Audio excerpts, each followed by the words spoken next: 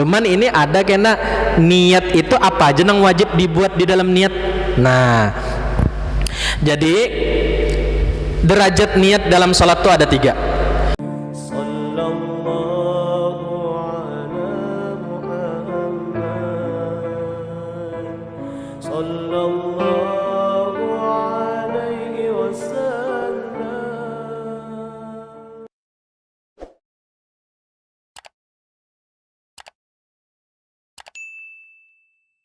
Setelah kita belajar, nah kemudian rukun yang pertama niat letaknya di dalam hati, jadi bukan di mulut.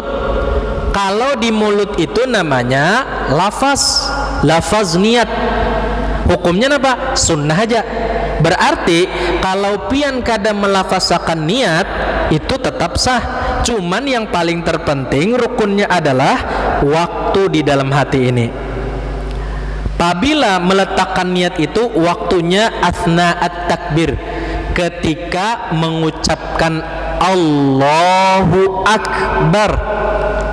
Jadi ketika mulai huruf alif Allah sampai huruf ro akbar, disitulah hati pian berbicara tentang niat tadi. Jadi jangan lewat pada alif, jangan kelebihan dari alif atau kelebihan dari huruf ro. Jadi harus mempas. Cuman ini ada kena niat itu apa aja yang wajib dibuat di dalam niat. Nah, jadi derajat niat dalam sholat itu ada 3.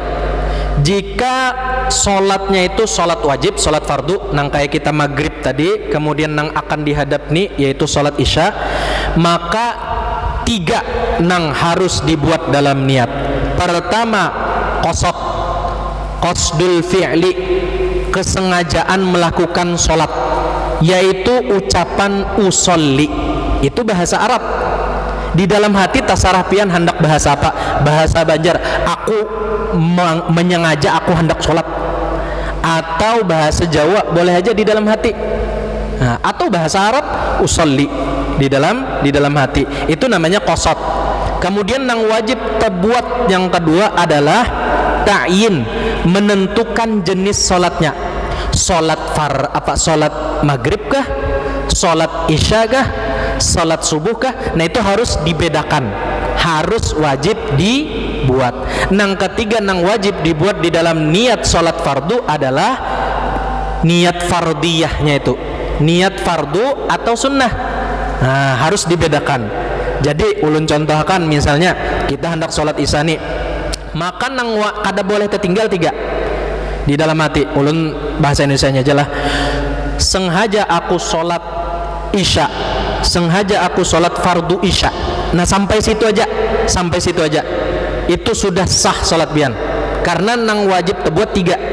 Jadi ketika Allah, pengucap Allahu Akbar itu dalam hati berucap sengaja aku sholat fardu isya, sampai situ aja.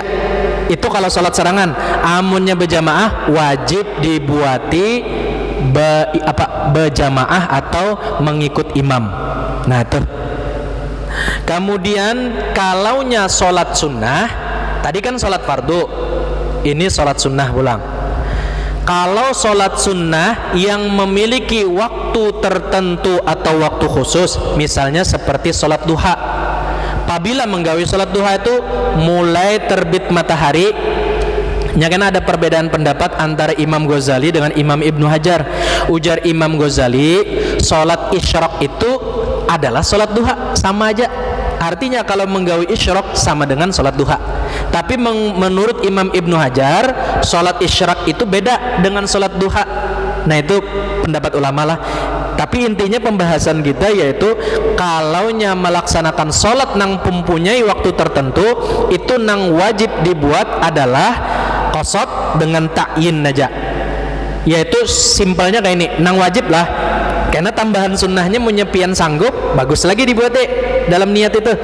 Misalnya usallid duha, sengaja aku sholat duha, dah cukup sampai situ dianggap sah. Atau waktu hari raya usolli idul adha, sengaja aku sholat idul adha, tanpa dibuat sunnatan sah. sah. Ini berbicara masalah sah atau tidaklah, bukan masalah sunnahnya. Namun masalah sunnah banyak lagi nang ditambahi, munya sanggup tadi di dalam hati pian mengucapkan itu. Atau waktu tarawih misalnya, sengaja aku sholat tarawih Allahu Akbar, nah itu sudah sah. Atau ada sholat sunnah yang mempunyai sebab khusus, misalnya kayak kita sholat istisqa. Sholat istisqa itu sholat minta hujan, lawas benar kampung kada diguyur hujan, lalu berinisiatif untuk melaksanakan sholat istisqa. Maka ini ada sebab kada turun hujan, lalulah mengerjakan sholat istisqa. Atau sebab gerhana, lalulah mengerjakan sholat gerhana. Niatnya ya cukup tadi, usallil istisqa, sengajaku sholat istisqa. Nah yang ketiga, ada yang simple lagi, yaitu apabila sholat mutlak, sunnah mutlak, artinya kada terkait dengan waktu tertentu atau sebab tertentu, karena hobi. Atau misalnya sholat seperti sholat hadiah, itu sholat hadiah, pian tahu lah sholat hadiah. Sholat hadiah itu sholat yang dikerjakan, yang hadiah pahala sholat ini dihadiahkan kepada orang yang meninggal. Disebut kena bin siapa tuh? Waktu baca doanya nih, aku menghadiahkan sholat sunnahku 2 rakaat tadi kepada si fulan bin Sufulan. Ini karena ada ulama yang menganjurkan melakukan sholat hadiah.